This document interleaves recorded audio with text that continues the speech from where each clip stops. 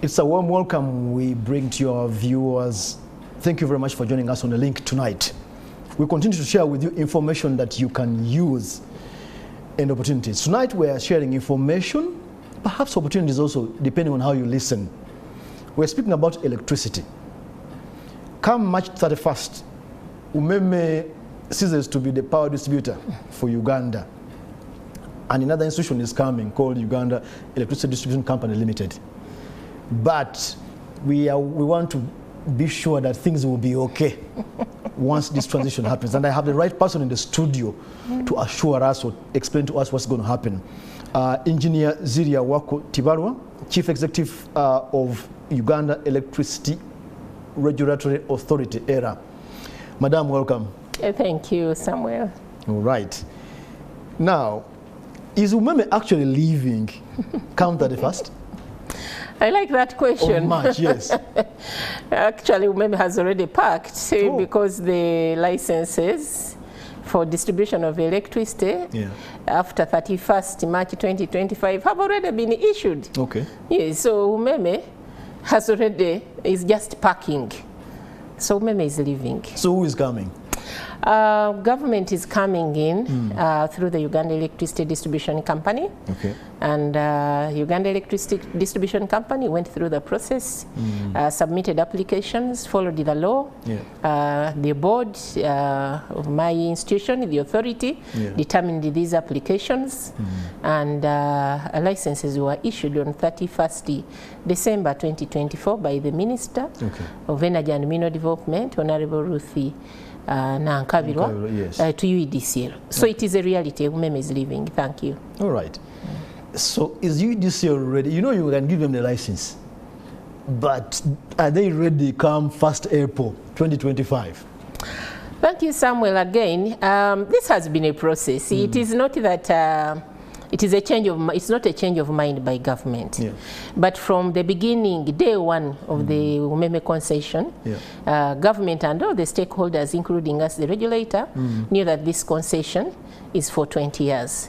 And therefore we knew that the last day of the 20th year will come to pass. And we've been preparing UEDCL. So UEDCL is ready. It's ready to take over. Thank you. All right, we are on the link. We are very concerned about consumers a lot.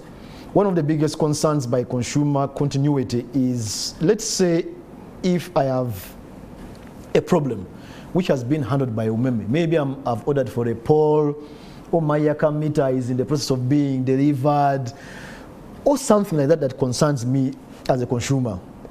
What we fear is that when UMEME leaves, UDCL may be able to handle these issues, but after like 3 months. Assure us on the continuity of UDCL once UMEME leaves, say in April. Thank you, Samuel. I would like to assure the public that the transition is being managed professionally. And it is not only the assets, the operation of the network, but also the human resource, the staff that have been managing the network. We are in the process of transiting the staff. We went through the process of licensing, meaning the licenses that we issued to UMEME will end on 31st March 2025, and then the licenses that we've issued the UEDCL will be effective 1st April 2025, meaning that the staff complement that has been working on the network under UMEME, we are now in the process of transiting that staff complement into UEDCL. So it will remain the same staff, it will remain the same equipment. What is changing is management, governance, and ownership. So the transition is going to be smooth. Now, for work in progress, for example, if you've applied for a PO or a no-PO connection, this work in progress is going to be handed over to UEDCL, and this was anticipated. And some of this is what results into the buyout amount, because there is investment, there is capital that the company has brought in, but because the distribution network assets have a long life, they cannot recover the capex, the capital that is invested in a very limited period. It means you are going to front end the tariff, which is unnecessary.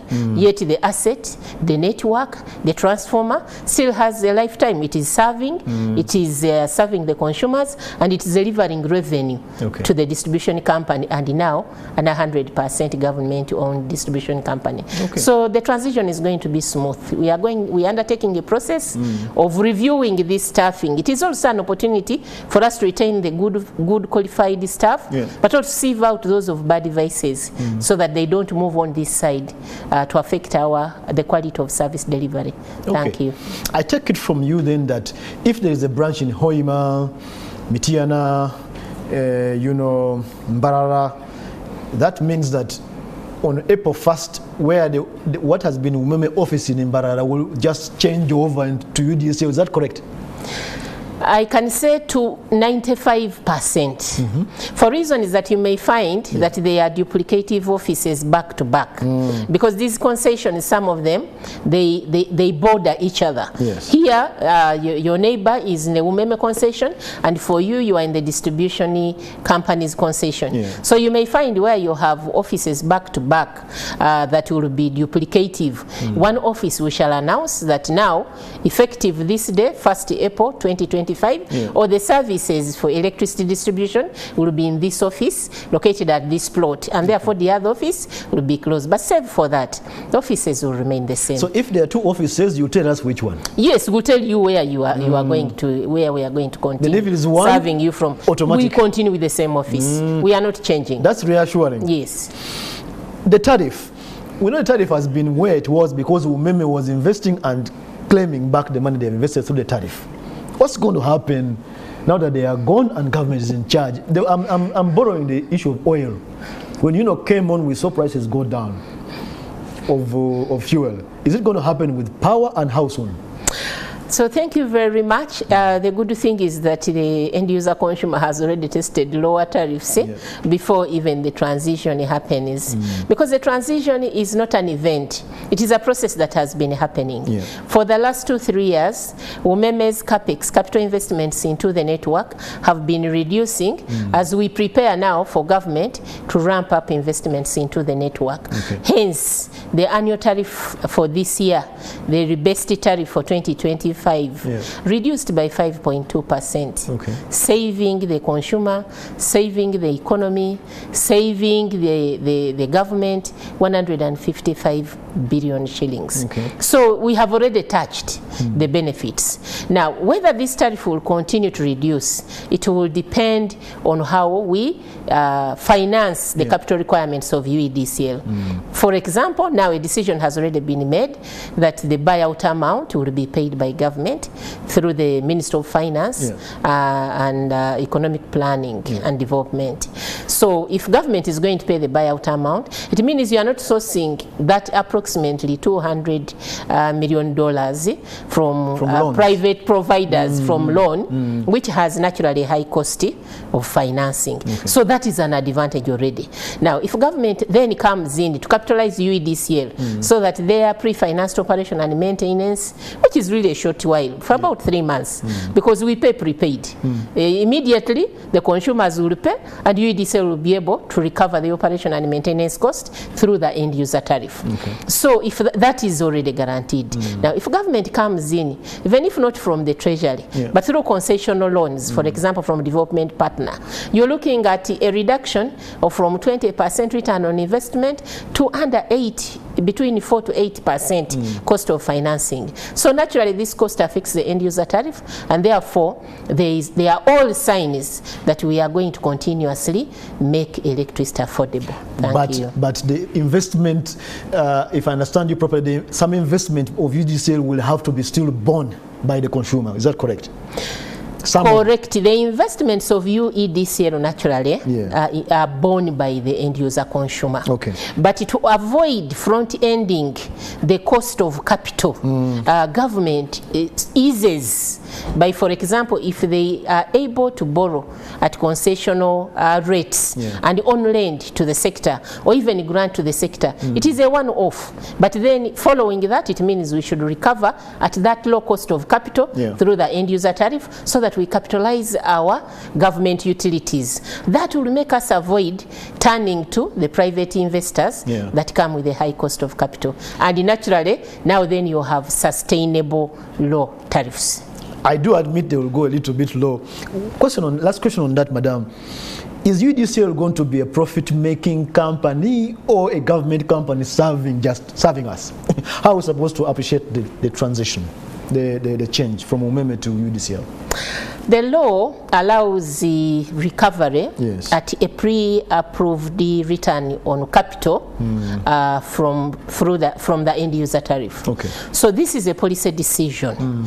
Government may decide that because they are looking at industrialization, making the manufacturers' products competitive, capturing the market in the region, on the continent and beyond, that for some period of time they are granting UEDCL. Okay. And that is a good thing for the economy, because when the economy thrives, you are able to increase the productivity. The more you increase productivity, you increase consumption, you increase the revenue to the sector, and now this revenue to the sector naturally now sustainably goes towards lowering the tariff of even other customer categories like a domestic, which is not a guzzler of energy. So naturally, whichever way, we are getting more sustainable. Okay. Thank you. Thank you. A final question. Looking forward to that time when I'll pay a little more or less than today. I know I'm optimistic. Final question. To the shareholder of UMEME who is going to cease to be after March, do you have the money to pay the shareholders of UMEME in the payout? Where is the money going to come from? Samuel, thank you very much. Yeah. In 1 minute, Madam. This decision has already been made by government. And the concession agreement is very clear that you can only take over after you have paid the buyout amount. I've already explained what constitutes the buyout amount. Government is committed, and the Minister of Finance is in the final stages of mobilizing these resources. So true, government is committed to pay the buyout amount. Thank you. Thank you so much, Engineer Ziria Wako Tibaro. And I'm sure there are questions you are saying, I wish you asked that. I can't because of time. But ERA, actually, we will be out speaking after that more in explanation to you. But we are the first kind of get them on these questions and answers. Thank you very much for joining us tonight. We hope we added value to you. That was the link. Good night. Thank you.